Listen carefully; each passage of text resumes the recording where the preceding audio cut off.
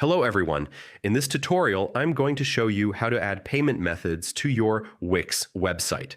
Setting up payment methods is a crucial step for any online store, ensuring your customers have a smooth and secure checkout experience.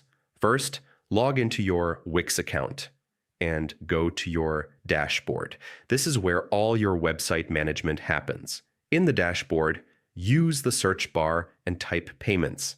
Click on the Accept Payments option. It's your central hub for managing transactions on your site. Next, check your business location settings.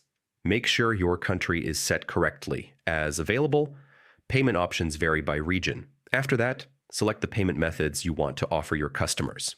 For example, PayPal is a popular and secure option.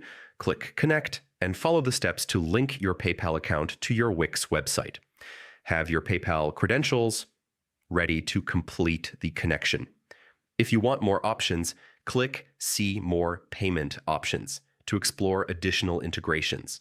Offering multiple payment methods can improve customer satisfaction and potentially increase sales.